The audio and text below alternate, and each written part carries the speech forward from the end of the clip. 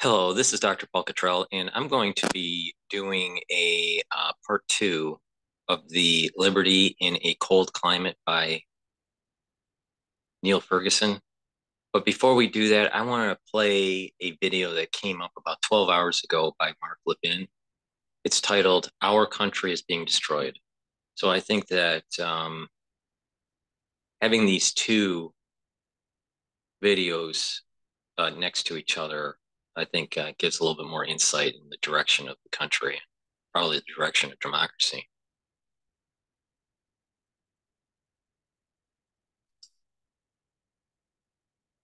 Hello, America. I'm Mark Levin, and this is Life, Liberty, and Levin Sunday. Thank you for being here. You know, when I was growing up, it wasn't that long ago, but long enough, I really looked forward to television on Saturdays and Sundays, particularly in the evening. I was glued to the screen watching a firing line with the great Bill Buckley, or even PBS from time to time, particularly when they ran a series, Free to Choose, based on Milton Friedman's book. We were introduced to great men, Mises, Sol, Hayek, so many others, Ronald Reagan. I miss that today. I really do. TV has changed a lot. We have a conga line of guests, boom, boom, boom, boom. And that's okay. But I try to do this program a little differently.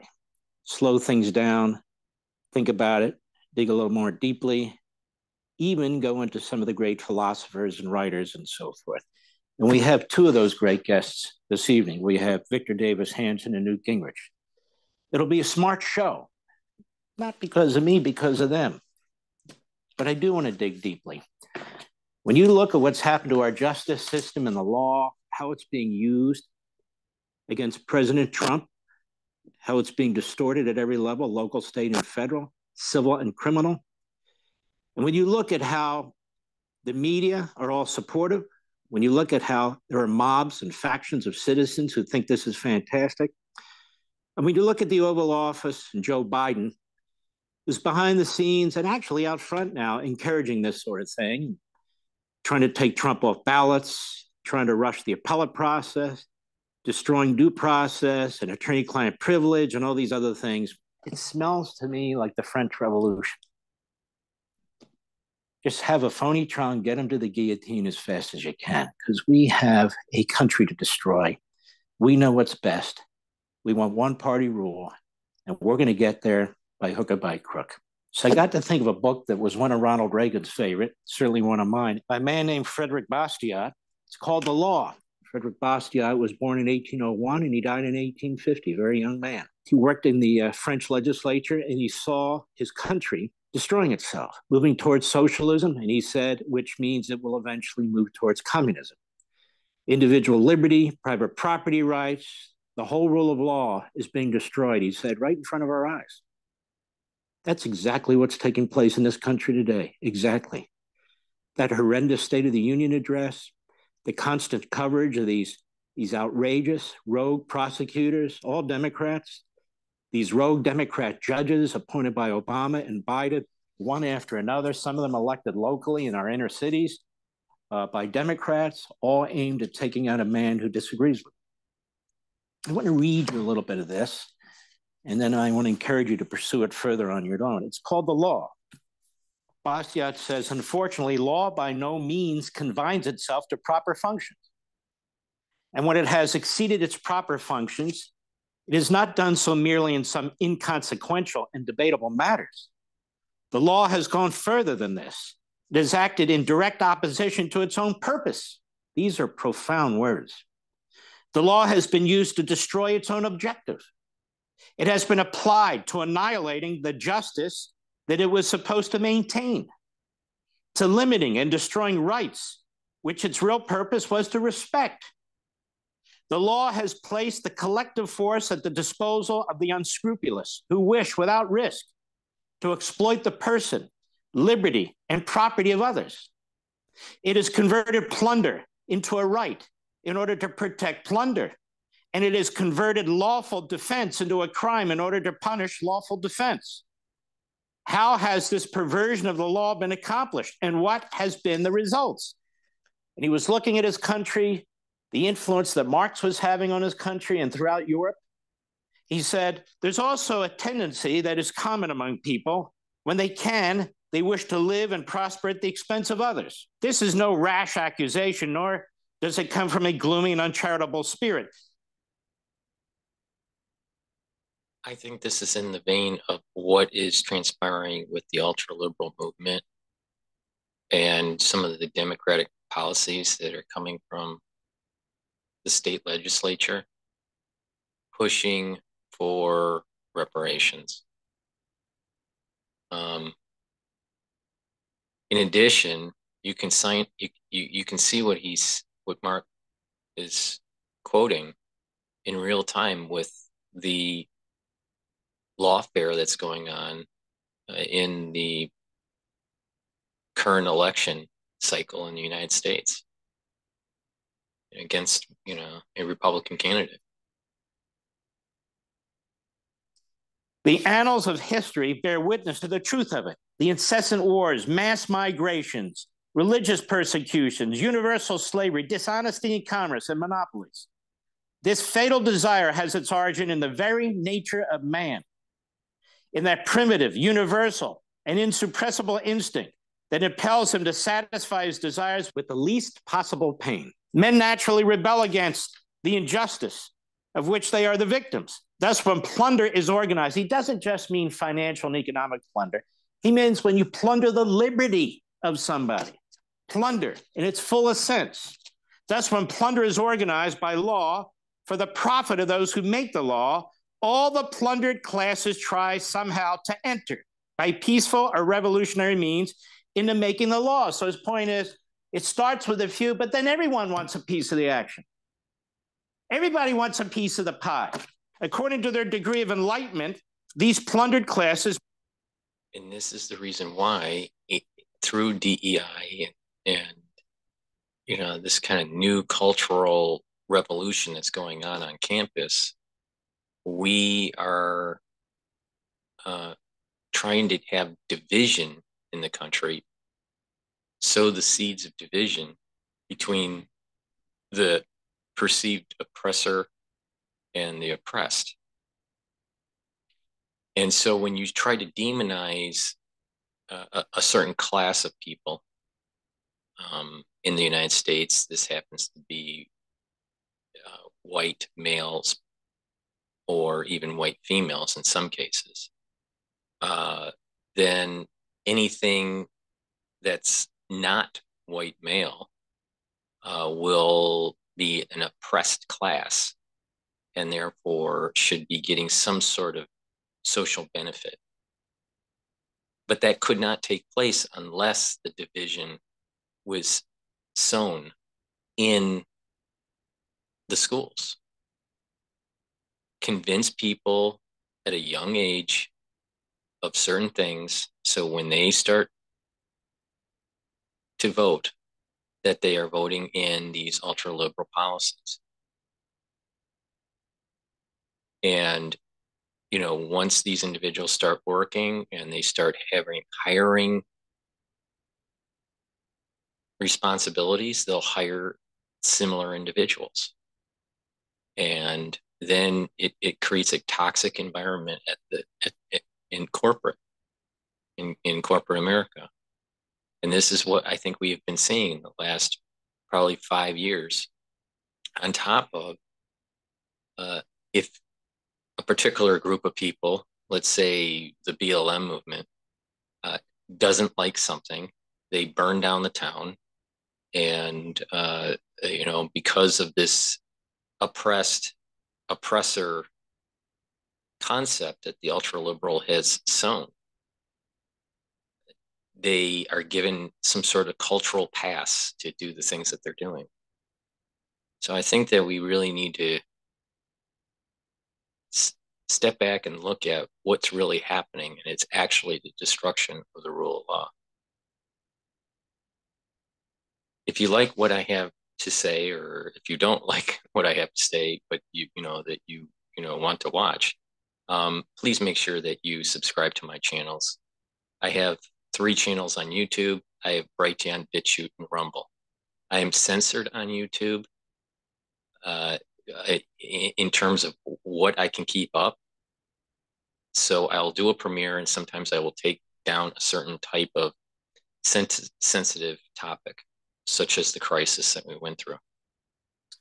I've been seeing some posts where people are putting comments in certain types of videos, and they're saying that it's being deleted. I don't know what's happening with that. I wouldn't be surprised that YouTube is flagging something that you typed because they look for keywords. People need to start being more discerning on what you write. YouTube is not free. Now, if you think that there is something that should be said, don't write it on YouTube. Write it on the other channels like Brighteon, Bitchute, and Rumble. This is the whole point that I keep on telling people. YouTube is censored. And if you don't, if you think that it's so important, go to the other channels and write write the comment.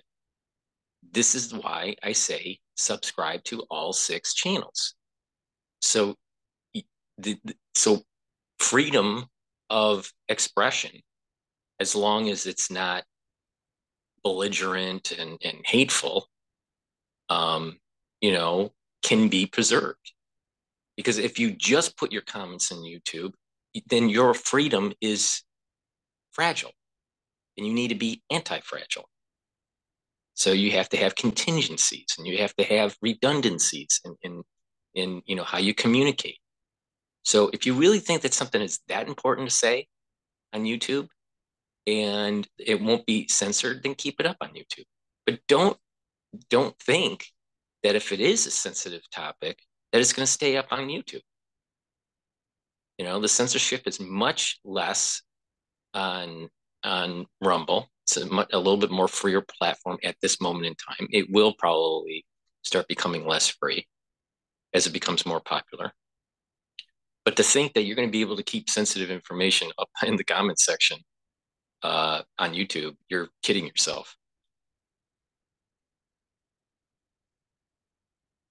Now, if there's something that is sensitive that I think may cause a strike on a channel, I will delete it. But that's very rare. It's very rare when I do that. Propose one of 2 entirely different purposes when they attempt to attain political power. Either they may wish to stop lawful plunder, or they may wish to share in it.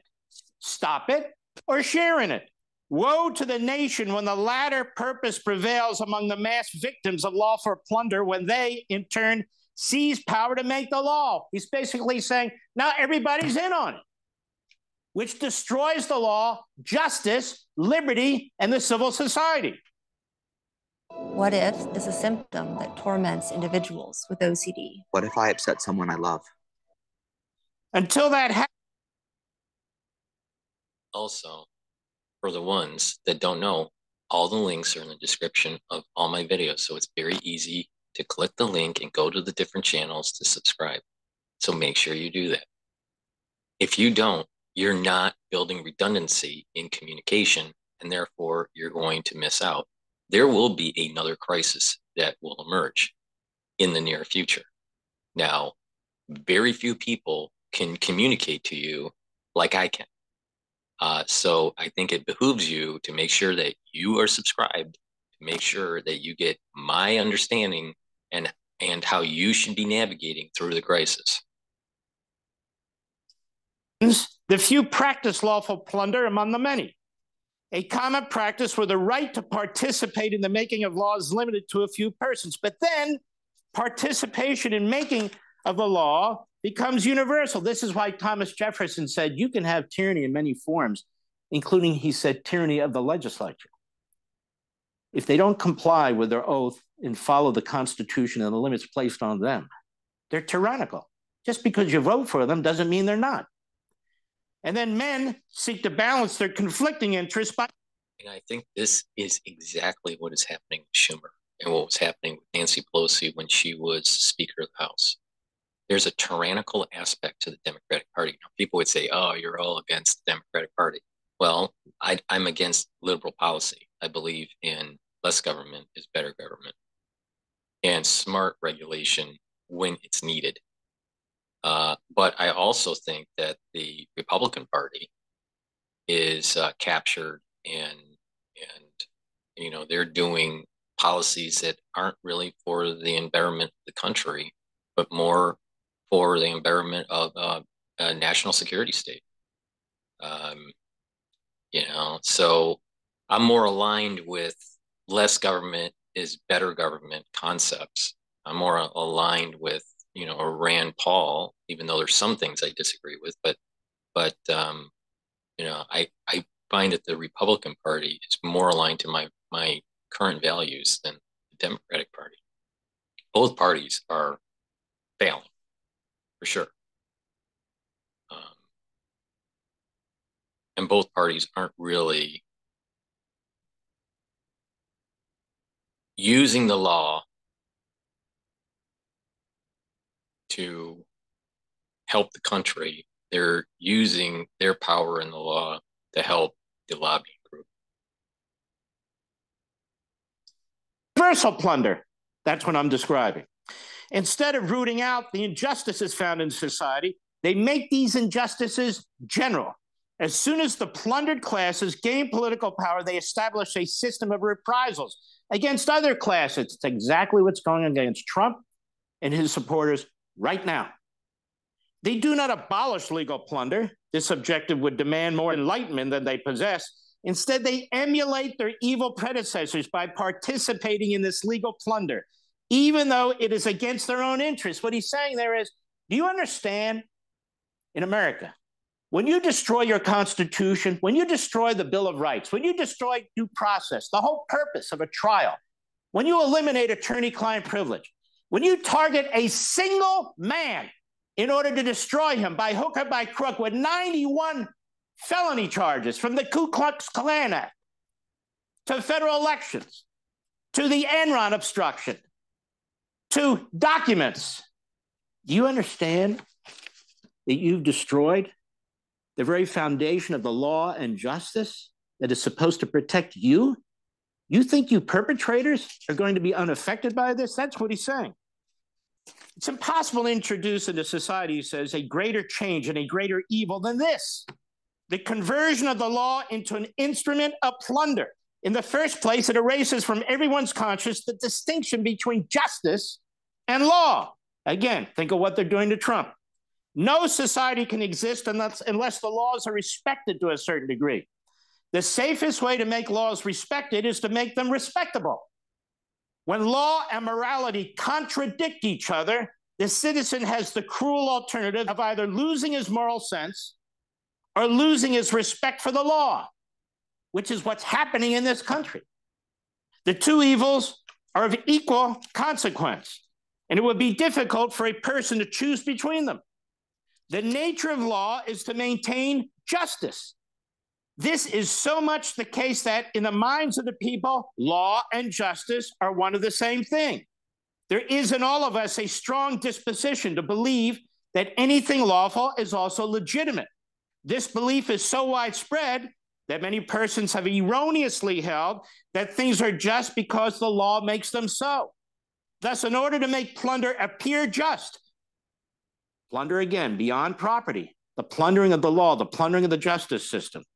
That is, in order to make plunder appear justice and sacred to many consciences, it is only necessary for the law to decree and sanction it. And you hear it today. You're not above the law. Wait a minute. The law is an ass. The way you're using it, rewriting it, changing it. No, it's just because it's the law.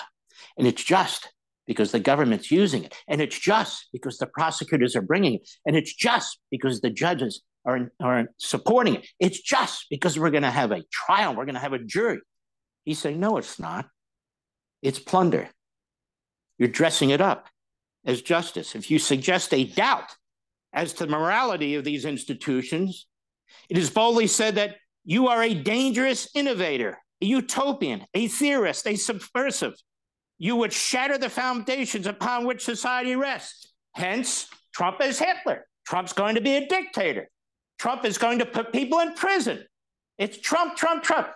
This man was a genius, but he saw this going on in France. This is going on right now in the United States of America. Thus, he says, there exists a law which sanctions slavery or monopoly, oppression or robbery in any form whatever. It must not ever be mentioned. For how can it be mentioned without damaging the respect which it inspires now? Still further, morality and political economy must be taught from the point of view of this law, now this perverse, bastardized law, from the supposition that it must be a just law merely because it is a law. This is profoundly important to help explain what's taking place in this nation. People are being told that what's being done to Donald Trump is just. No, it's not. It's the criminalization of politics by the perversion of the law. Oh, no, you don't understand. We've heard it from leftists all over. We've heard it from people here who are liberal on different panels. And so he's been charged 91 times. You're telling me he's not going to be convicted of something? Bastiat answers this. This is immoral. This is perverse. This is the destruction of your lawful society. And of course, it's going to devour all of us, because no longer are the people who make the law just. No longer are the people who make the law and execute the law just.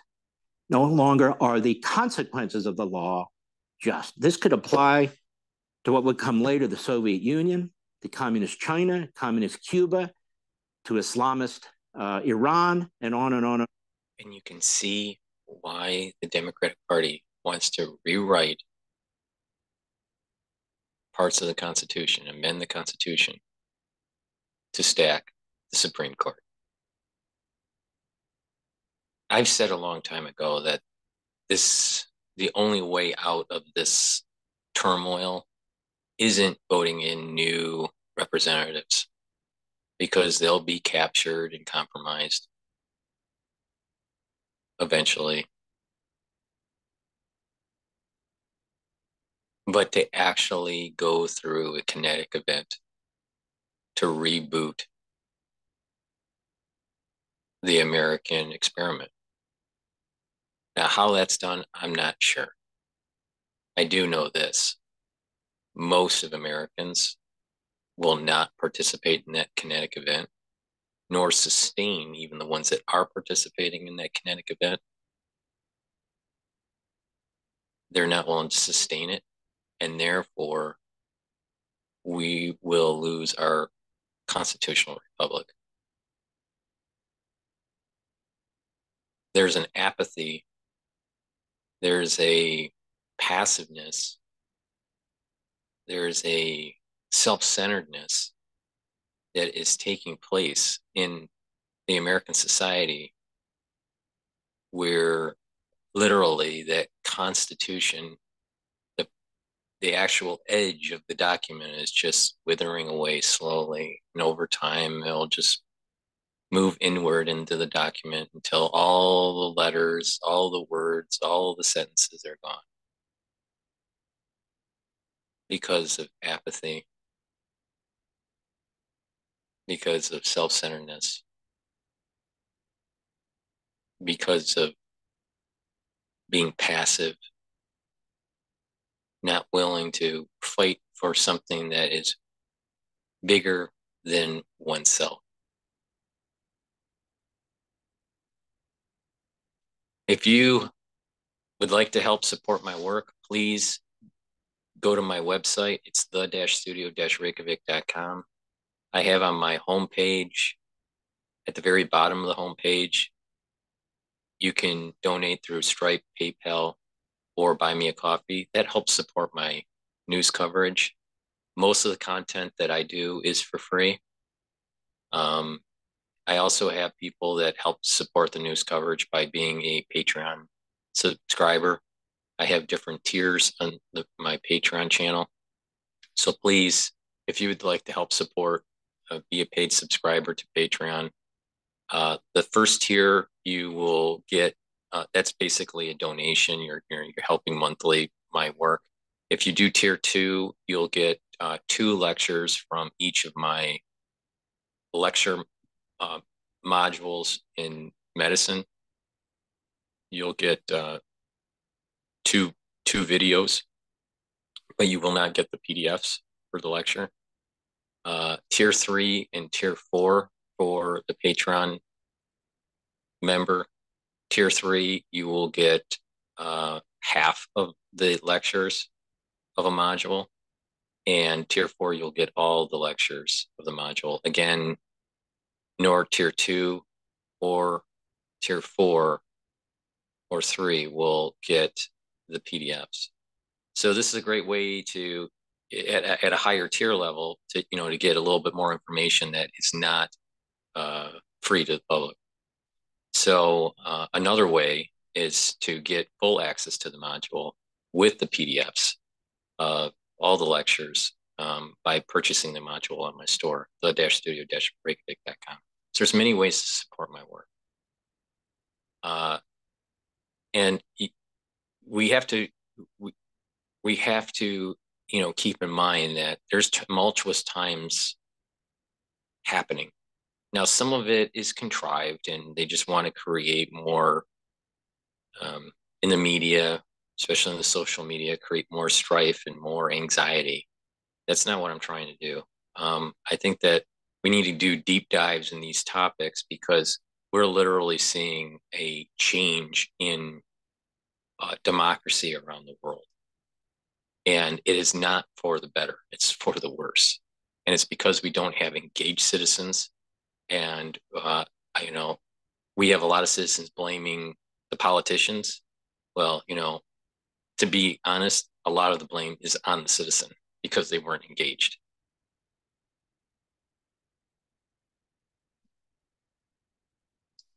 The problem is it's applying to our country. Just step back and think about it. Are we really willing to accept a Democrat administration with Democrat prosecutors and Democrat judges imprisoning the former president of the United States, perhaps imprisoning him before the election? Is that what this has come to? This is the definition of the Democrat Party. Lawless, dictatorial. They want a one-party state. This is the undoing of the American system. Now you know why I used to like those older shows. And the hosts, and how they went about explaining things, and how they would talk about things like the law, like Frederick Bastiat. I'll be right back. Hey, Sean Hannity. So I think that juxtaposition with what I'm going to be playing with Niall Ferguson, fits very well.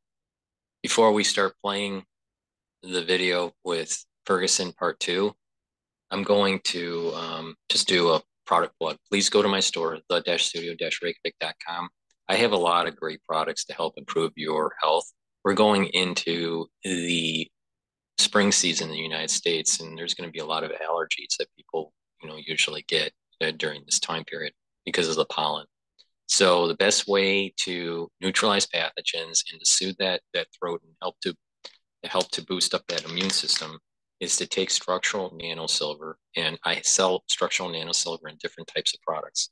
The product that you should be thinking about getting for your household is the elderberry zinc lozenges. I sell them in a 21 count. Again, it soothes your throat, neutralize pathogens. They're made with 60 ppm, parts per million. It'll soothe the throat, neutralize the pathogens, and help with the immune system. I also have it in Manuka honey, also in a 60 parts per million, 21 count. And I have drops. I have it in honey and lemon, and also in blueberry drops in a 100 count. So please go to my store and get the drops and the lozenges to be prepared for that allergy season. It will help, and you're going to, be able to, get through that whole spring season. In addition, part of my protocol, daily protocol, is to take a teaspoon of Max 35 or Max 14. 35 is 35 parts per million. It's a liquid. It's made from structural nanosilver. You swish it in your mouth, you gargle it, and then you swallow it. All right. Do that every day. If you're not feeling well, make sure you take a tablespoon or two if you're sick. So as a standard protocol, when you're well, just take a teaspoon of it a day, and you're neutralizing pathogens and you're boosting up your immune system. So with that, please go to my store, the-studio-reykjavik.com. The link is in the description.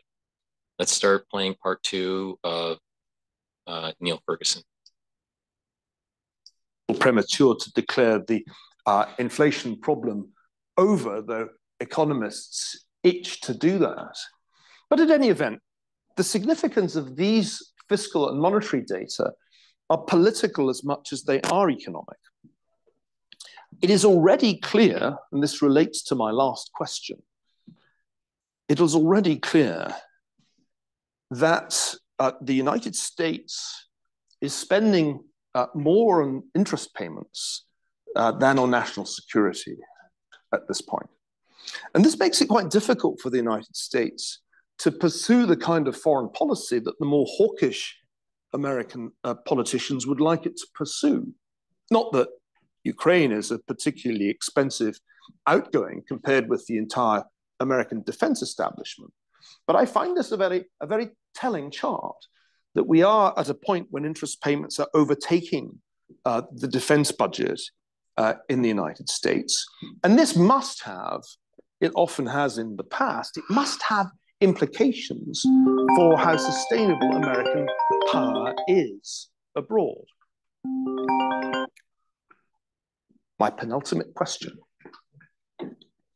Could the Anglosphere democracies succumb to illiberalism or even autocracy too? Now, this illustration was used by New York Magazine for an article my old friend Andrew Sullivan published in 2016, warning that if Donald Trump were elected, then American democracy would be fatally endangered. And I'm sure there will be more and more articles in that vein as this year unfolds. It's very remarkable how worried Americans themselves are about the stability of their own democracy. 7 out of 10 Americans, according to a poll that was done last year by USA Today, agree with the statement that American democracy is imperiled. 74% of Democrats agree, and 75% of Republicans. So finally, consensus. Except that the Democrats think that democracy is endangered by Republicans, and the Republicans think that democracy is endangered by Democrats. That is not quite consensus. And there are all kinds of arguments that can be made about this. There'll be an argument, no doubt, this year, as there was in 2020, about voting rights.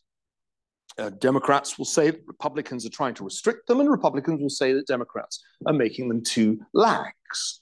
And Elon Musk will agree with the Republicans. In fact, if you follow Elon Musk, and he has to be mentioned in all lectures, as does Taylor Swift. Now I've done that, we can move on. Musk tweeted just the other day, many states automatically register anyone with a driver's license to vote, no citizenship verification, etc. So these debates are going to undoubtedly continue and presumably reach a crescendo on November the 5th.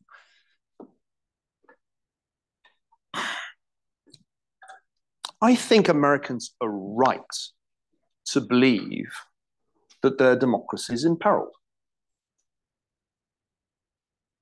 And I'll tell you why. No republic can really have an open border, can't really allow the definition of the citizen to be eroded so much that non-citizens get to vote in elections, as clearly happens in some states. When your illegal immigrants exceed your natural increase through reproduction, you have a problem. These are startling charts. it's a fundamental breakdown in the rule of law. If the very criteria for citizenship are themselves unclear, and people can acquire voting rights that they ought not to have quite readily.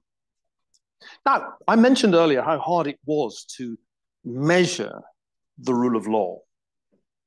The most sophisticated attempt to do this, to quantify, if one can, the quality of rule of law is the World Justice Project. And I like the World Justice Project. I probably shouldn't, but I do, because of its precision. It's so precise that you can't possibly read all the different measures of the quality of rule of law. But I thought you'd be at least satisfied by the fact that there were so many. And what is marvelous about the World Justice Project is that they annually score the quality of legal institutions in multiple countries.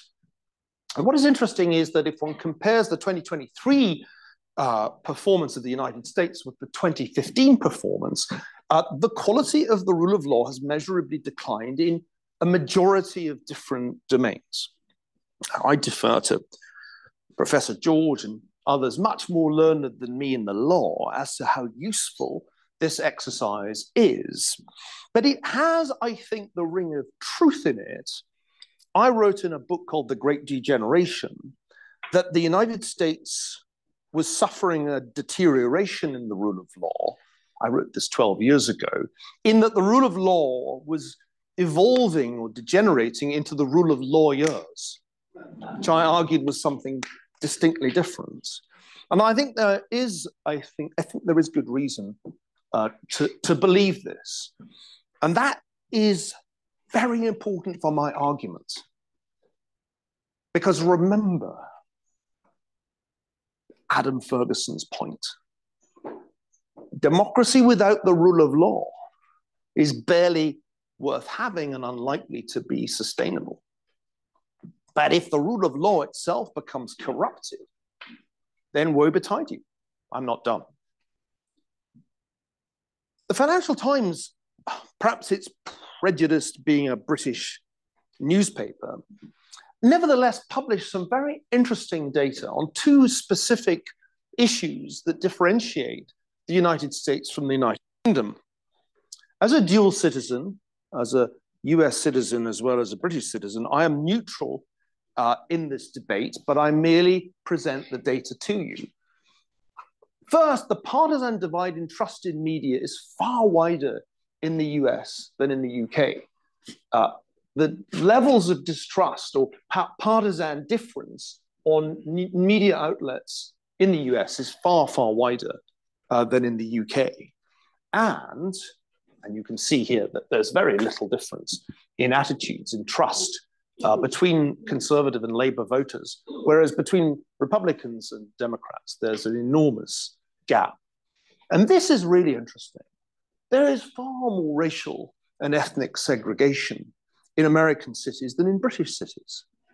And that is, I think, something that most Americans don't recognize. But it's quite striking to me as I travel back and forth between Britain and America. In all kinds of ways, England is a much more racially integrated society than this country. All lectures have to mention Elon Musk, Taylor Swift, and Claudine Gay. And I could not leave her out. What's fascinating about the gap revealed to many people for the first time by the events that followed October the 7th last year, the gap between our academic elites and everybody else, is that it really is there in polling data. This poll done by Rasmussen asks ordinary American voters and Ivy Leaguers, and I'm talking about you all, the Ivy Leaguers, and defined as people who've been to elite universities and have 2 degrees and live in what Charles Murray calls the super zips. And so they ask the Ivy Leaguers and the voters a set of questions, and the gaps are just staggering. Personal finances getting better. Hardly any ordinary voters say yes. Almost every Ivy Leaguer says they are. Does the US provide too much individual freedom? Yes, say half the Ivy Leaguers. And so it goes on. Would you favor rationing of gas, meat, and electricity to fight climate change? Almost all the Ivy Leaguers say, yes, let's impose rationing. And ordinary Americans are like, are you mad? Would you personally pay $500 more in taxes and higher costs to fight climate change? Of course we would, say the Ivy Leaguers. We're rolling in money, easy. And ordinary Americans are like, forget about it. And so it goes on.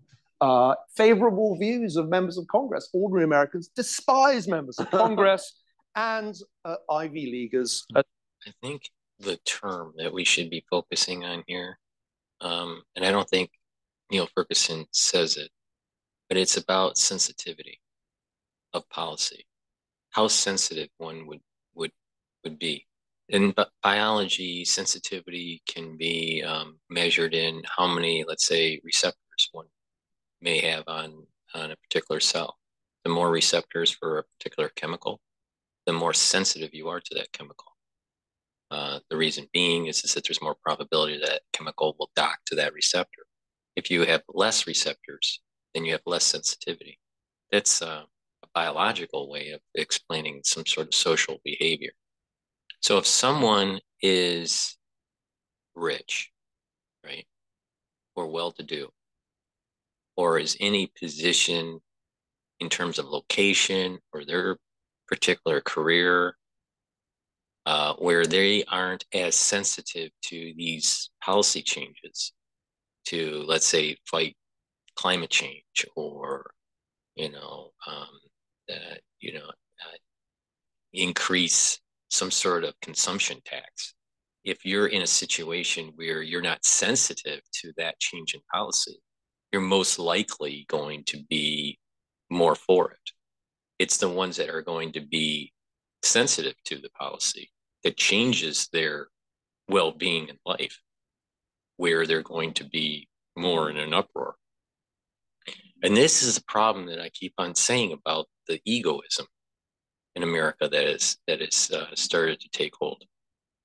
It's about where their particular position is on how it may affect them, and not necessarily what's the best for the country. And so there needs to be a better analysis on policies that put aside the actual sensitivity function and is more, focused on the betterment of the country. Will it make the country stronger in the short run and in the long run? Will it make the country weaker in the long run, better in the short run, weaker in the short run and the long run? So you have to work out this matrix of each of the policies.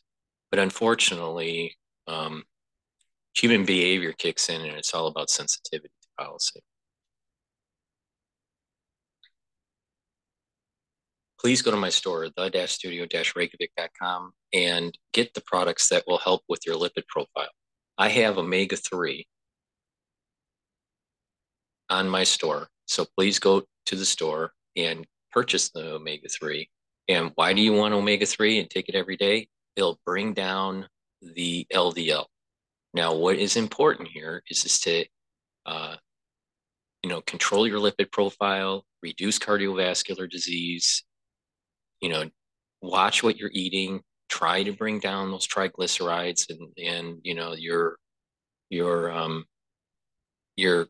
cholesterol,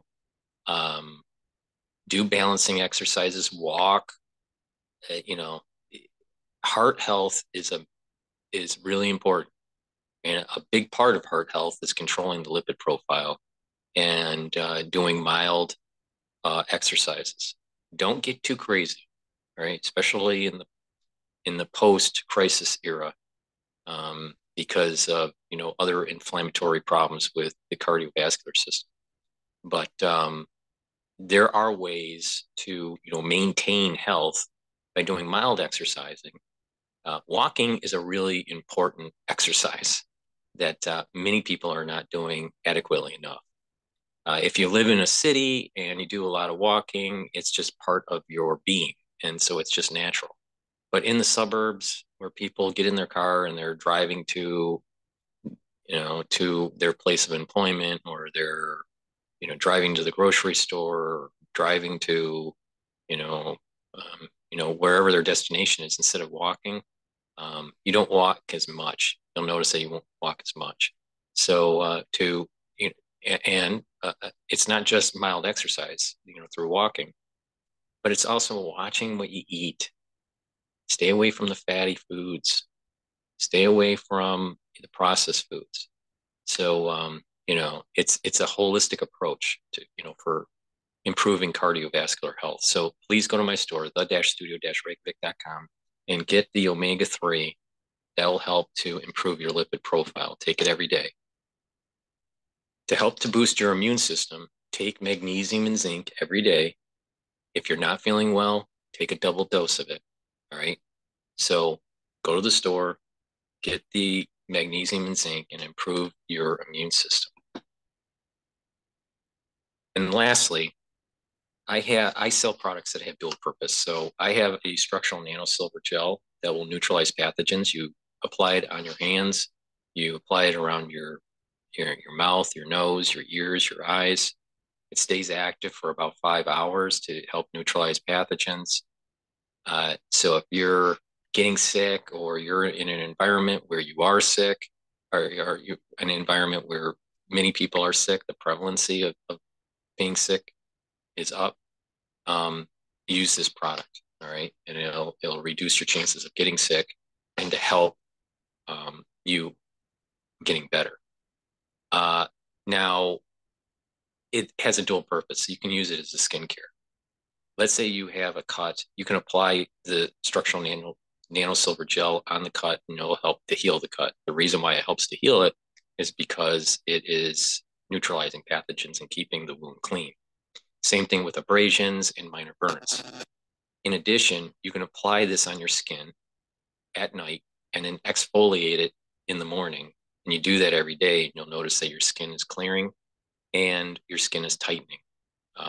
It's part of it's one component of a more complex skincare box that I have, where you can, also add in collagen and C60, resveratrol, and vitamin C, and drink 64 ounces of filtered water, and it'll be improving the dermal layer. So the gel is improving the topical part, surface of your skin. The other items that I just mentioned will help with improving the dermal layer. So please go to the store and get the structural nano silver gel. Let's continue with Niall Ferguson. This is what Charles Murray was talking about in his book Coming Apart, which was enormously prescient in anticipating the great divergence, the emergence of two Americas. Belmont, his caricature Ivy League zip code, and Fishtown everywhere else, middle America. Why else should we be worried about American democracy? Well, I think the mental health epidemics are a source of meaningful concern. Jonathan Haidt has just published a new book on this subject, identifying these as the principal cause of the deterioration of young Americans' mental health. The data here on high school girls are just one of the many exhibits I could offer you. This huge increase in the space of just 10 years in feelings of sadness and helplessness, serious contemplation of suicide. But don't get the idea that it's only young people who are in the grip of an epidemic of mental ill health, because all Americans are. Angus Deaton's work on deaths of despair, which I remember being stunned by when I first came across it, shows this staggering increase in suicide and overdose deaths And this is particularly true of middle-aged, middle Americans, not of young Americans. Why, under these circumstances, is anyone surprised that Donald Trump is making a comeback? You would have to have spent your life entirely on the Princeton campus to be surprised. And, you know, when you just look at how the Trump administration did for the ordinary Americans, this is real median household income growth in presidential terms, it is very striking indeed that Donald Trump's administration had one of the largest percentage improvements in real median household income of any president since Ronald Reagan. And if people want to remember why that was, it was these reduction in taxes during his administration. This is all pre-COVID type stuff. And not only that, I think that there was just a hope. I think many people that voted for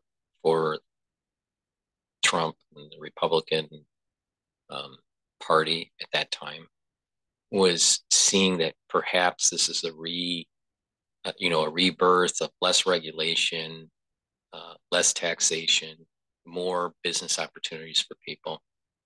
And the economy was really doing well.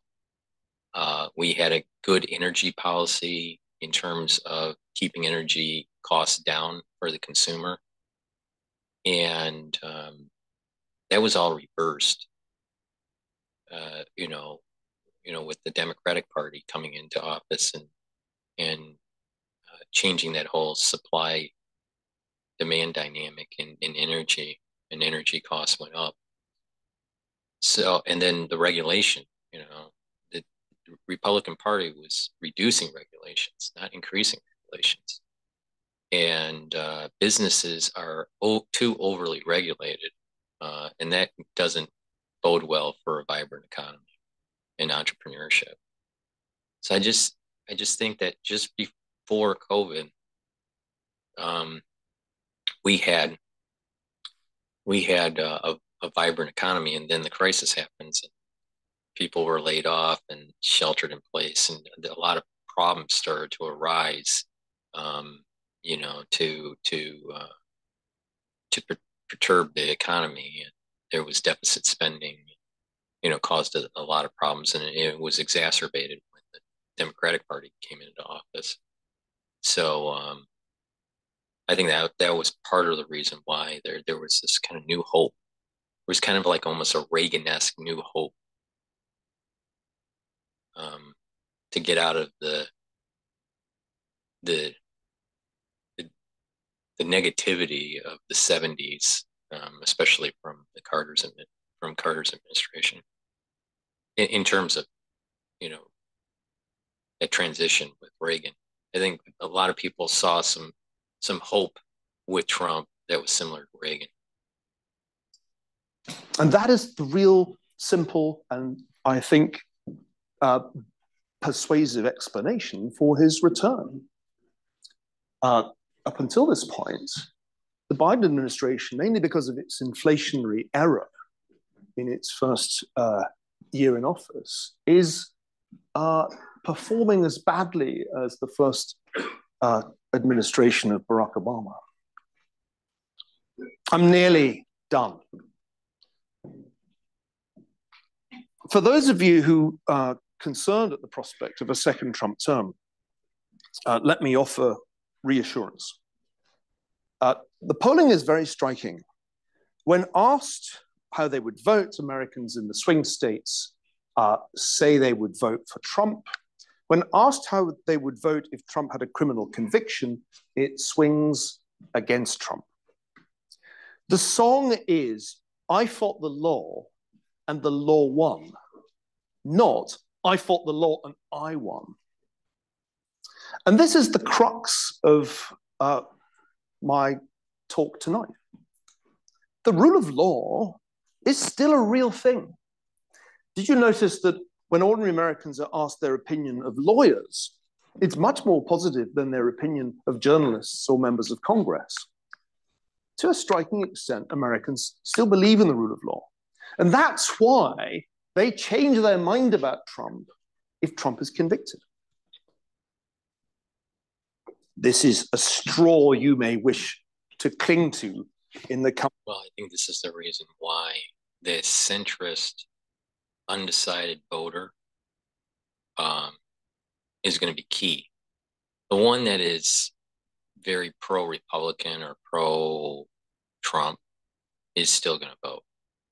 The ones that are pro-Democrat or pro-Biden or ultra-liberal, they're going to vote Democrat.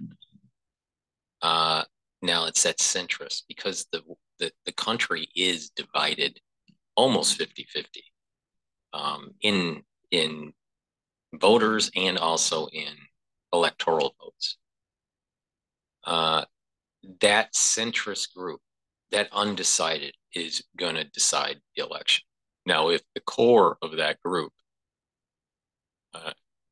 has different perspective on Trump, if he is convicted with some of these lawfare cases, then, you know, and they have a negative outlook on him, then the Republican Party will lose the general election for the presidency. But my gut feeling here is that there's an awful lot of centrists or undecided voters that actually are seeing through the lawfare. And even if he's convicted, I think there's going to be more of them that are going to be emboldened to actually vote for the Republican Party because they feel as that the rule of law has not been upheld. Weeks and months. I want to give the last word to the other superior Ferguson. And I'm going to conclude with 3 quotations from that same essay on civil society, which I hope will immediately strike you as appropriate conclusions to what I've said this afternoon. First, from section 3 of Relaxations in the National Spirit Incident to Polished Nations. And you are now a polished nation. If to any people it be the avowed object of policy in all its internal refinements, to secure only the person and the property of the subject without any regard to his political character, the Constitution indeed may be free, but its members may likewise become unworthy of the freedom they possess and unfit to preserve it. If men no longer act in the enjoyment of liberty from liberal sentiments or with a view to the preservation of public manners, if individuals think themselves secure without any attention or effort of their own, this boasted advantage may be found only to give them an opportunity of enjoying at leisure the conveniences and necessaries of life, or in the language of Cato, teach them to value their houses, their villas, their statues, and their pictures at a higher rate than they do the Republic. They may be found to grow tired in secret of a free constitution, of which they never cease to boast in their conversation, and which they always neglect in their conduct. God, he was good. The dangers to liberty can never be greater from any cause than they are from the supposed remissness of a people. I love that word, remissness, to whose personal vigor every constitution, as it owed its establishment, so must continue to owe its preservation, and it gets better. Section 5 of National Waste. States have endeavored in some instances by pawning their credit instead of employing their capital to disguise the hazards they ran. They have found in the loans they raised a casual resource which encouraged their enterprises. They have seemed by their manner of erecting transferable funds to leave the capital for purposes of trade in the hands of the subject, while it is actually expended by the government. They have by these means left future ages to answer in part for debts contracted with a view to future emolument. The growing burden, too, is thus gradually laid. And if a nation be to sink in some future age, every minister hopes it may still keep afloat in his own.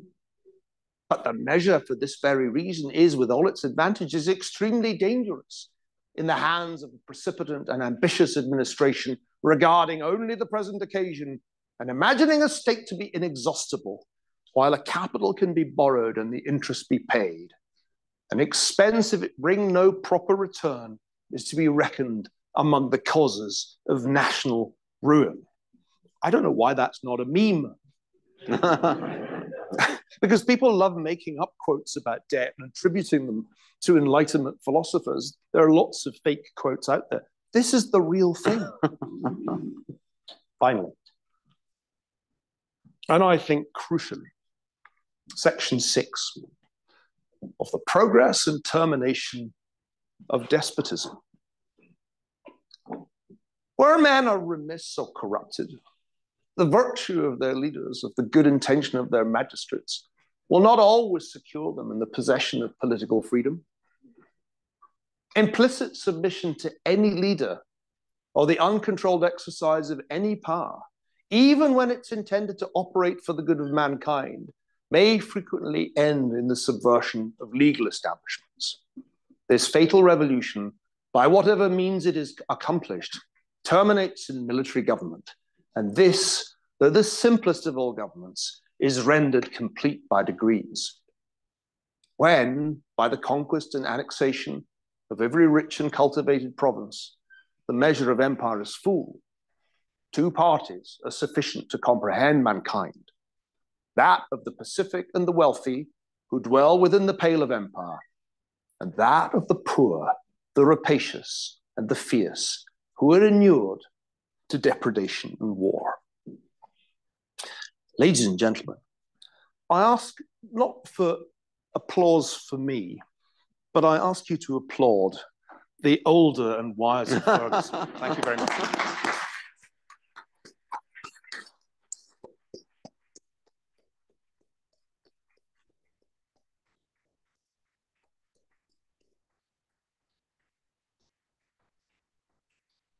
Well, thank you to both Ferguson Sr. and Ferguson Jr. Neil, we have a custom in the Madison program to begin by recognizing any students who have questions. Now, before we do the questions, let me just do a quick plug here to help support the channel. Please go to my store, the-studio-reykjavik.com, and get the Goodnight formula. This will help with getting those 2 to 3 cycles of REM sleep that you need for proper rest and proper detoxification. People don't realize that REM is really important for consolidating memories, but not just that, to help to get you a well-rested sleep and to help to detoxify cells and the central nervous system through the cerebral spinal fluid. So if you aren't going into REM sleep, you're not going to be detoxifying your body, and you're going to accumulate toxins and debris in these cells. When that accumulates over decades, what will happen is that you will have poor metabolism in those cells, poor function of those tissues. And there is research out there that suggests that early dementia could happen. So please make sure that you get well-rested sleep.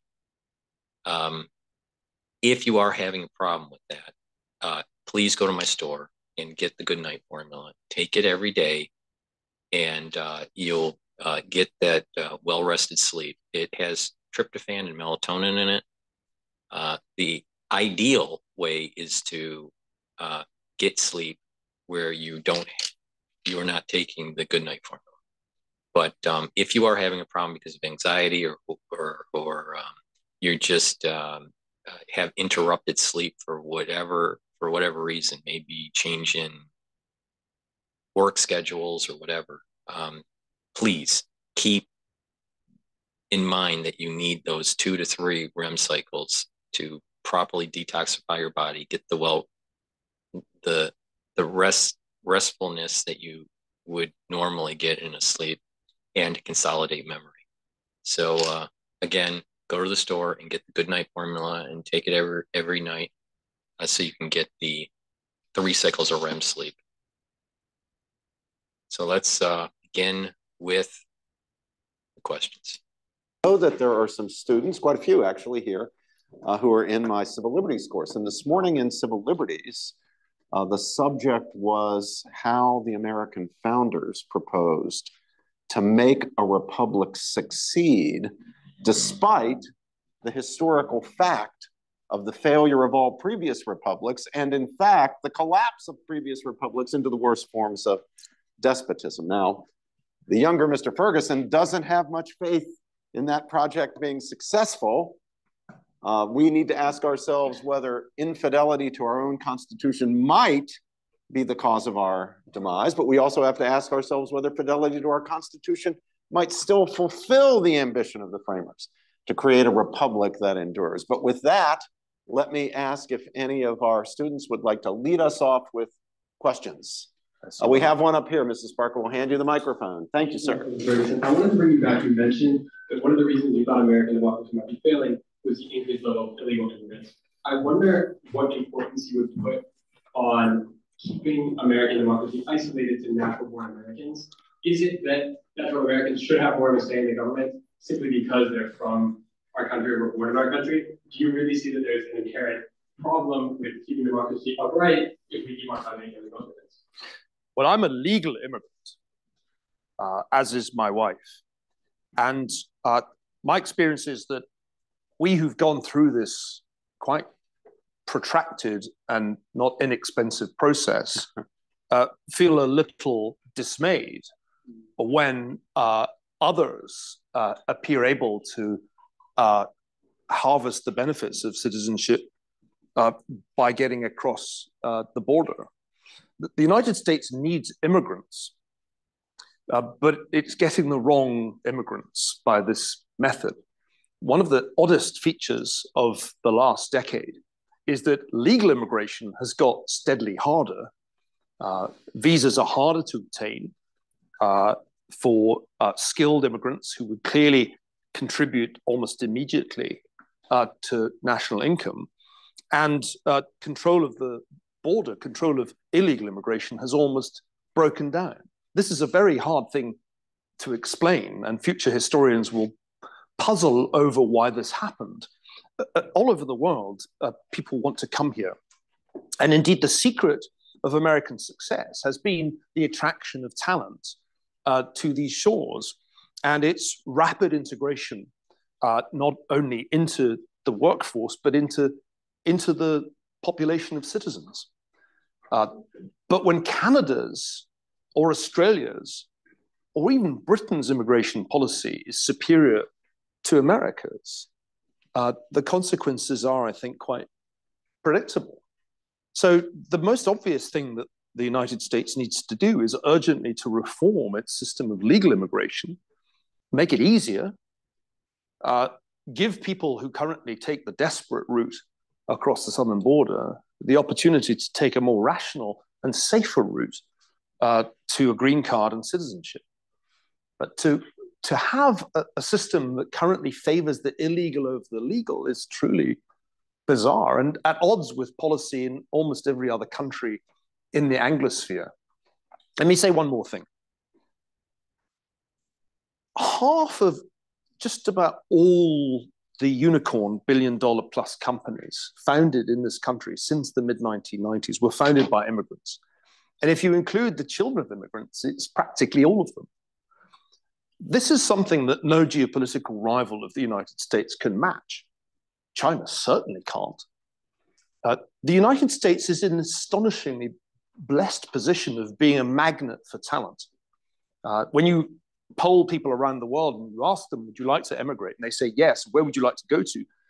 The United States is still their preferred destination. So for the United States to squander this opportunity in the way that it currently does, which is a bipartisan failure, is a deeply baffling thing. Other questions from students? Yes, over here. Yeah, yes, sir. Mrs. Parker will bring you the mic. Thank you for coming. I feel really lucky to hear you talk today. I listened to your podcast with Tim Ferriss about a year ago, and you being a fan. I thought a figure that was striking was the increase in government spending towards interest payments over military spending. And I'd like to hear what you think is to be done about that. And you can draw from lessons in history? Thank you. I'm glad you came across me on a podcast. I sometimes think that podcasts will soon outnumber people. And I don't know how anybody has time to absorb all these podcasts, but it obviously serves some purpose. Long ago, I think 20 plus years ago, I wrote a book called The Cash Nexus, which is my least readable book. It's really quite dull and full of tables and charts, and it was at my nerdiest. And the book offers the proposition that any great power or empire that spends more on debt service than on defense is in deep trouble, based on the experience of past empires. The empires that crossed this line in the 19th century all ended badly. The Ottoman Empire began to fall apart in the 1870s because it had crossed the threshold that debt service exceeded defense spending. And this then became the fate of other empires, including ultimately the British Empire, which simply could not sustain both its enormous post-World War II debt and the costs of policing its empire. And that's one of the main drivers of decolonization. So I've long had the hypothesis it's not a law. It's not Ferguson's law.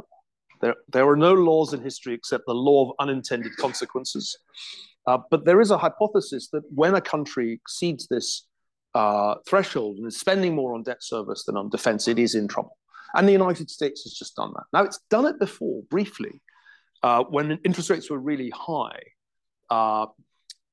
back in the post-Paul Volcker disinflation. So it's not unprecedented, as the chart showed. But that was a brief moment. Here, because the debt burden has so grown and because interest rates are unlikely to revert to their very low levels of the post-global financial crisis pre-pandemic period, it's hard for me to see how this can easily be brought under control. There is, if you look at the Congressional Budget Office projections, there is no scenario, not a single scenario of all the ones the CBO considers in which the debt burden declines over the next several decades.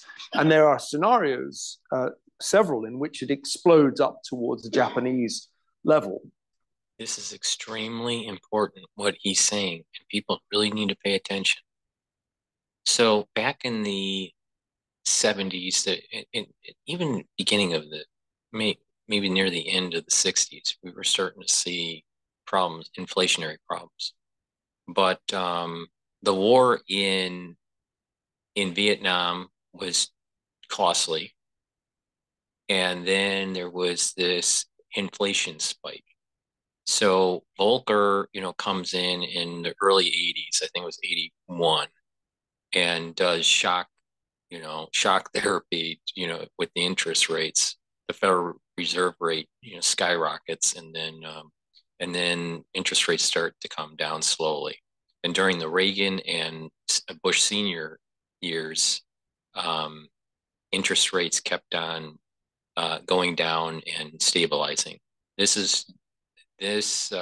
talking about the stabilization of these interest rates now are done during the Greenspan years.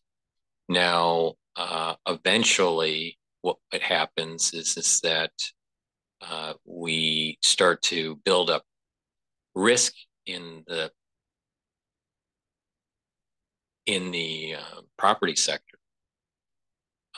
Derivatives are started to be produced and sold as risk instruments to move risk off the balance sheet. And eventually we have Lehman in 2007, 2008. It really kind of starts, though, you see the cracks of Lehman and the property prices, especially the residential, in about 2006 in the Midwest, when car sales were starting to go down a little bit. So, and there was a little bit, if I remember right, in 2006, there was a little bit of a surge in gasoline prices. So So that's kind of a long arc of the dynamic. What's different between the Volcker years of '81 was we didn't have a president at the time that was really pushing for social programs. You know, Reagan was about deregulation and getting rid of the welfare state, and making the economy more productive and more kind of capitalistic, right? What is different now is just that we had a much more expensive war in the Middle East that lasted for 20 years compared to the Vietnam era. And we have an older population that is needing care. Healthcare costs are much higher, and Social Security expenses are much higher. So social programs, the social program burden is much greater now than it was back in, let's say, late 70s, early 80s. So that dynamic is different. On top of, you're hearing, certain groups like the BLM movement, pushing for other social programs and reparations. And these sorts of things will be inflationary. So I'm not surprised that the debt service to defense spending ratios that Niall Ferguson is presenting in this lecture this problem will be longer lasting than what we saw in '81 with Volcker. And that is really, really dangerous. That's where we're probably seeing literally the cracks of our constitutional republic in real time because of all these events that will culminate into a changed system. There's a chaotic thing that's starting to emerge because of this defense spending versus debt service ratio. If we don't get the economy more productive and bring down inflation and bring down the cost of government, we will lose this constitutional republic. So I think the fiscal situation has become unsustainable. For a country to run a 7% of GDP deficit at full employment, the economists in this room will know, is indefensible. The level of fiscal recklessness that both parties have been responsible for, because it's not a partisan issue, is just outrageous. And it immediately begins to impact the country's capacity to fight a war. If you look at the war games that have been done recently for the scenario of a US-China war over Taiwan, and there was a good one done by CSIS recently, the United States runs out of precision missiles within a week. We are far less prepared for such a conflict than we would like to believe popularly, because there has been such an erosion of our military-industrial base. And that is a concern to me. I left it out of this discussion because I wanted to focus on the question of liberal democracy. But it's not just Russia that poses a threat to liberal democracy today. It's an axis of ill will that includes China, Russia, Iran, and North Korea. And nothing is more concerning to me than the fact that these four powers are now acting in concert to undermine American primacy. And we do not have a good strategy for coping with this quartet. Because if we are faced with crises in Eastern Europe, the Middle East, and the Far East simultaneously, I believe the extent of our imperial overstretch will be laid bare. Thanks for the question. More student questions. Yes, over here. Yes, Steve. Thank you again. Something that I think the previous question got at is that a lot of the issues that we're currently dealing with are consequences of political leaders who lack the courage to make decisions that maybe are not going to be used popular, but are necessary for long-term survival. And this kind of ties to the point you raised in the bigger quote from the older Ferguson. Do you have any kind of prescriptions for resolving that going forward, for creating kind of incentives that lead to political leaders taking these steps that are necessary for this survival? Thanks for that question. Professors are the last people to ask about leadership, because we have selected out of leadership, unless you believe there's such a thing as thought leadership, a phrase that I despise. As I think Professor George mentioned, I'm in the midst of the biography of Henry Kissinger, not uncontroversial figure.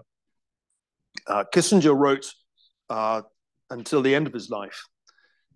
He finished a book on leadership shortly before his 100th birthday, and it's a book worth reading.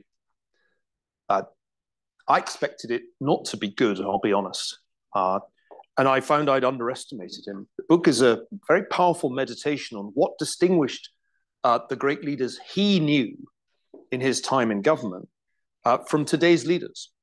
Part of it is simply that they had experienced World War II. And I think the experience of that war was formative to a generation of leaders in ways that it would be very hard to synthesize. The baby boomers were defined partly by their skill at avoiding war, were they not? What is it that Bill Clinton had in common with George W. Bush and with Donald J. Trump? Their skill at avoiding being deployed to fight in the Vietnam War. So the absence of war is, I think, part of the answer. And this may be rectified because there is a new generation of American politicians on both sides of the aisle who served their country in war. However one thinks of the global war on terror, and you may take the view that it was all a terrible mistake, for the individuals who served their country in Iraq and Afghanistan, real sacrifices were made and in some cases, great courage shown. So I have a sense that the next generation of American leaders will not have some of the deficiencies of the baby boomers with whom we are still, alas, saddled. Not that young politicians are always the answer. In Britain, the politicians are all young enough to be my children, and it's just as bad. It may even be worse than having geriatrics. There's a second point, though, which is a more profound one that I learned from Kissinger. In an early essay, before he'd gone into government, he formulated a problem of conjecture, which I think is one of his best ideas. And the problem of conjecture states that any statesman, any political leader, at the point of decision, has a choice. If he or she foresees some calamity with some probability above 5%, some high probability calamity, they can take action now at some cost, or they can do nothing at no cost. If they take action and prevent the catastrophe, there'll be no gratitude, because no one is grateful for something that was avoided. Nobody says, thank God we avoided World War III. What a splendid fellow Henry Kissinger was. You won't hear that, least of all amongst undergraduates. Though it is in fact a legitimate claim one could make. On the other hand, if you do nothing, Kissinger says, you may be lucky. The disaster may not occur. And if it does occur, you can say fatalistically, there was nothing I could do to avoid it. And this problem of conjecture is particularly serious for democracies, where the incentives are extraordinarily asymmetrical. Why would you make a sacrifice now to deal with the problem of public debt that might strike 20 years down the road? That's why this hasn't been addressed. And the same problem arises with the vexed question of climate change. Ultimately, all calls for action about climate change to reduce rising average temperatures involve some short-run immediate sacrifice, even if it's only in the form of more expensive energy for consumers. And this too is extremely hard to do within a democratic system. So I think there is not only a kind of problem of experience, I think there is a structural problem that makes it hard to lead if you're leading people in the direction of an immediate sacrifice, because if you succeed, there'll be no gratitude. And this is the statesman's tragedy that Kissinger understood long before he went into government. Niall, you'll be pleased that yesterday I struck the word thought leadership from the charter of the new Salmon P. Chase Center for Civic Affairs at Ohio State University. I'm chairing the committee to create that. And thought leadership appeared in the draft they presented me, but it is now gone. Good, good. Strike it down. More student questions. Strike it down. Any other students? If not, we will open. Oh, we have one more up here. Yeah. Thank you. Thank you. I was very interested by the relationship between zeal and democracies. And it seemed like at the beginning of the talk, we were talking about zeal as a fundamental element to sustain the rule of law and liberal democracies. I like that idea. But well, I'm Italian, so I was brought up in a completely different political context than the US. And as soon as I got here, I realized that everyone has a lot of zeal. And it seems like this zeal leads to polarization away, which it doesn't in Europe. So it seems like zeal now is more the cause of the crisis of liberal democracies than, it seems to be the cause. Yes. So I wonder, this zeal that leads to irreconcilable positions makes me ask the question, do you think in a postmodern world, can liberal democracies exist? What an excellent question. Adam Ferguson was a Highlander, and you can tell he's a more passionate figure than his lowland contemporaries. And if you've ever read Walter Scott's great novel Waverley, which I recommend to all of you, you'll understand this difference. And that's why zeal is to Adam Ferguson a commendable thing. And why his central argument, which I think is right, is that unless you have that passion for democracy and the rule of law and the Constitution every day, unless you can sustain that passion, then you can't expect the institutions to endure. Now, Adam Ferguson was writing slightly before the advent of social media. The structure of the public sphere in the days of the Enlightenment was a very different structure from our own. Jürgen Habermas has written well about this. The Enlightenment thinkers published their works and corresponded with one another, would meet Ferguson as Smith and Hume traveled. And this public sphere seems enormously attractive to me. I can't imagine a more extraordinary time to be a thinker than the Scotland of the late 18th century. To have been in Edinburgh in the time of Hume and Ferguson and Smith, it must have been an electrifying time. I don't say lightly that all the good ideas were had then, but they pretty much were. There was not much of a gutter press, as there was in France. Robert Darnton has written brilliantly about this. Though there was the beginnings of a gutter press in London. And Scotland had at this time much higher literacy than anywhere else in the world. The Scots had become literate partly through Calvinism and basic investment in education. So you had a remarkably literate populace that was exposed to ideas in a way that, again, seems idyllic. I think the structure of the public sphere has been completely altered by the internet in ways that we still don't fully comprehend, because we think it's essentially not that different. We have the delusion that newspapers still matter, We have the delusion that cable television matters. We think that movies matter.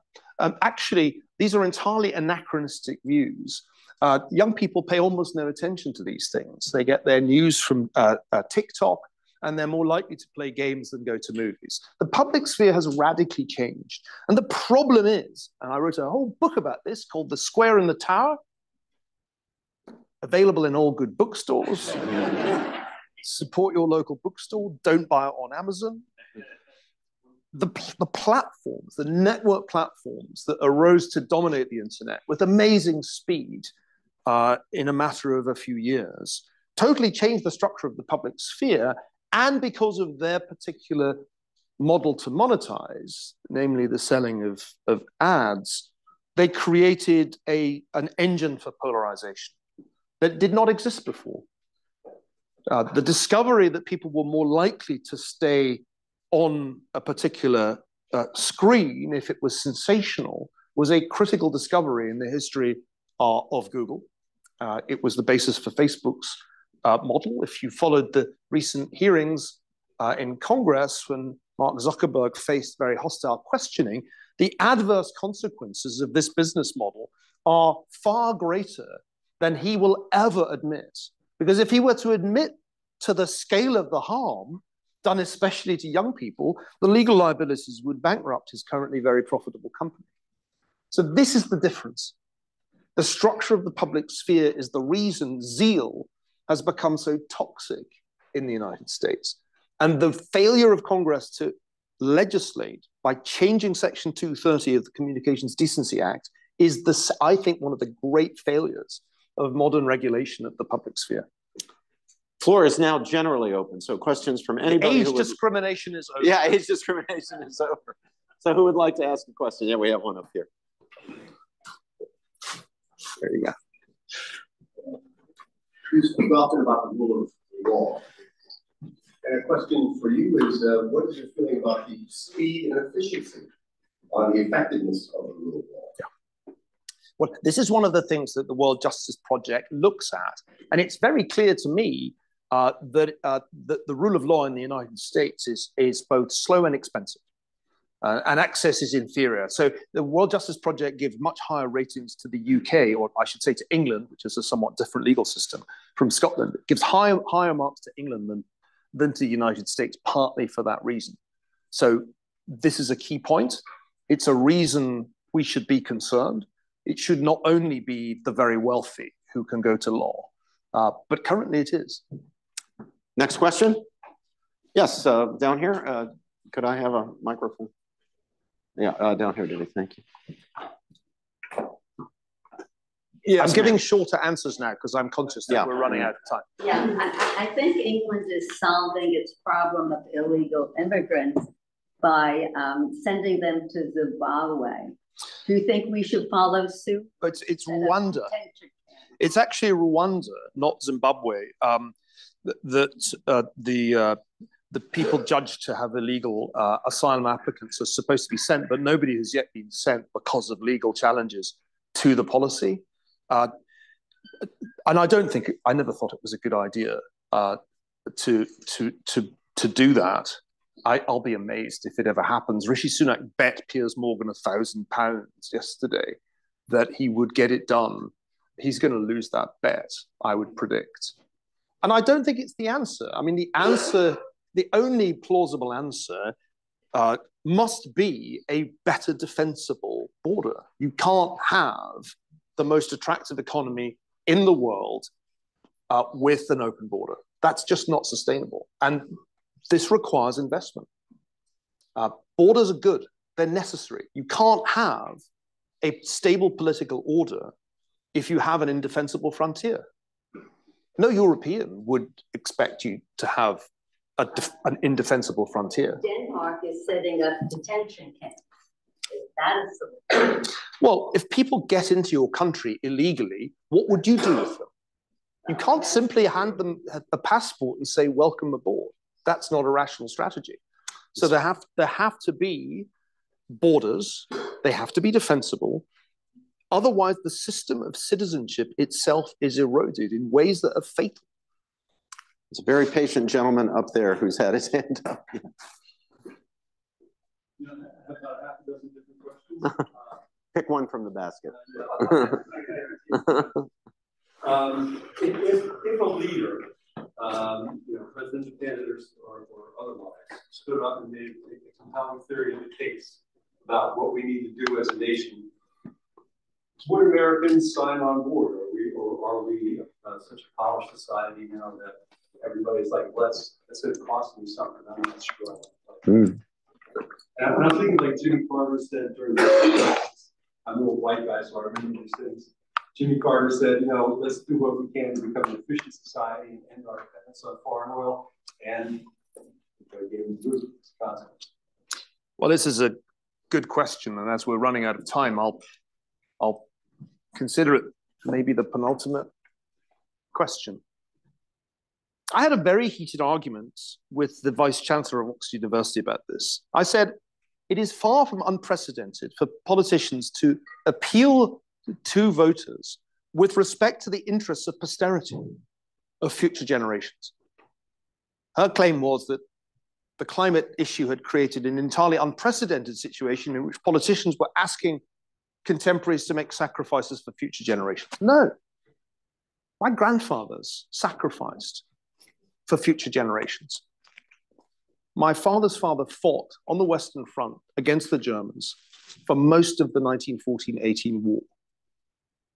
My mother's father fought the Japanese in Burma. They ran considerable risks and both suffered significant health damage that shortened their lives. They weren't doing it for gratification. They were doing it for me. And the leaders, Britain's leaders at that time, explicitly appealed to young men to fight for their country, for the freedom of future generations. Read Churchill's speeches, the greatest speeches of the 20th century, in which he repeatedly appeals to the interests of future generations. My grandfathers understood that. The medal he received had on it the Great War for Civilization. That was how he understood those hellish years in the trenches. So I think we are kidding ourselves if we think it's no longer possible to address today's voters on behalf of their grandchildren. Politicians stopped using that language a while ago. But I believe if they start using it again, we'll respond. If one said, and let me say one more thing. If we said, if we continue down this present path, quite apart from the risks of creating an unsustainable climate, we run a short-run risk of defeat at the hands of authoritarian powers led by the Chinese Communist Party. Do we want our children to live in a world in which the dominant institution is the CCP? Do we want them to ask the question that my Chinese students at Tsinghua had to ask? Did I say or write anything yesterday that could get me in trouble today? Is that the world we want our grandchildren to live in? I don't have grandchildren yet, but I certainly don't want them to live in that world. And so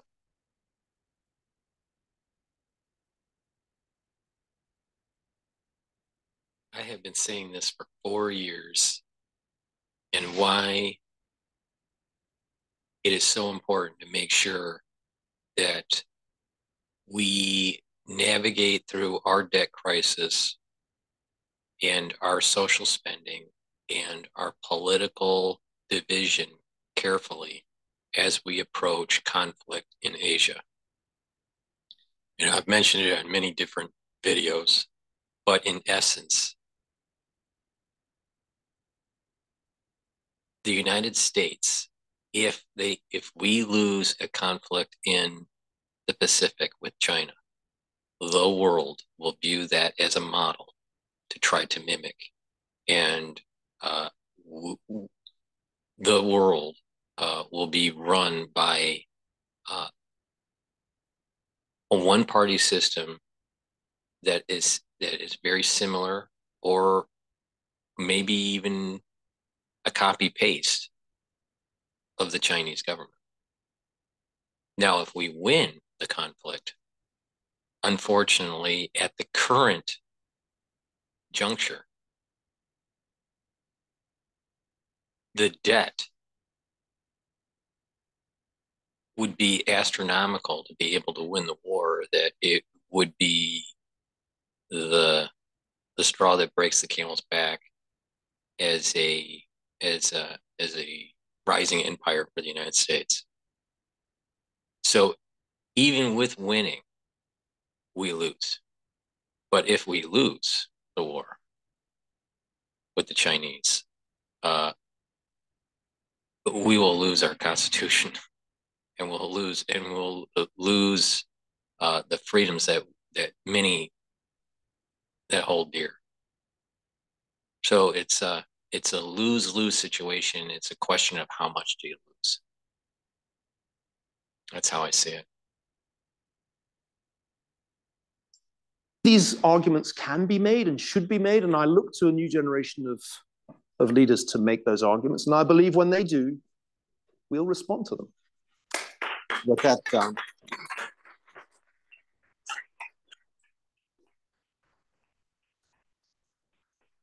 what that presupposes is that we will marry and have children to have grandchildren, and the decline of the marriage rate and the demographic collapse raises a very interesting question about the politics of what will be appealing.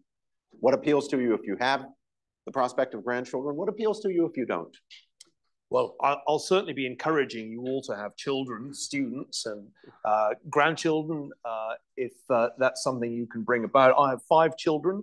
I'm shooting for a pretty decent grandchild target. I can assure you, and I address this to the students in the room, if your generation has sort of doubts about whether to have children or not, perhaps not in the Madison program, but there is nothing more important that you will do, nothing more important than to have children, to bring them up, to educate them, to tell them the meaning of individual freedom, the value of constitutional government, to persuade them that it is vitally important that constitutional government and freedom survive in this country, because it still is the great beacon of hope for the world. If you don't have children and you don't drill that into them, then you will have failed in life. So you must do that. Yeah, it's not about Morgan Stanley and Goldman Sachs. Yeah. Thank you very much. Well, thank you to Dr. Ferguson. We will reassemble. We get a second shot at him tomorrow, 4th. So I'll do a part 3 for the first half of that one, and a part 4 for the conclusion of that lecture. But hopefully you learned something from at least the first 2 parts that I've done. Please go to my store, the-studio-reykjavik.com, and get the great products that I have. I have a probiotic, which is really important for you to improve your gut health. Take it every day. It's a powder. You mix it with your food, or you can mix it with water. Take it every day. I usually take it during my lunch. And what will happen is it'll get your gut with the proper probiotics, right? And you'll start to absorb your nutrients better. You'll have better aligning of the gut. The health of the lining of the gut will improve. You'll have more consistent stools. And in addition, there's a communication between your gut and your liver and your gut and your brain. And that communication will improve, and your metabolism will get better, and you'll have more energy. So many problems that people have, chronic problems, start with the gut. Not all, but many problems. So please go to my store, the-studio-reykjavik.com, and get the excellent probiotic that I have. It's in powder. Take it every day, and it's part of the anti-aging protocol to improve your health and your immune system. So thank you for listening. Make sure you share the links. Subscribe to my 6 channels. All the links are in the description. Go to the store, the-studio-reykjavik.com, And if you can help to support my work by donation, I greatly appreciate it. The links are on the homepage. You can donate through Stripe, PayPal, or buy me a coffee. And the buy me the coffee link is also in the description of this video. Thank you for listening and have a nice day.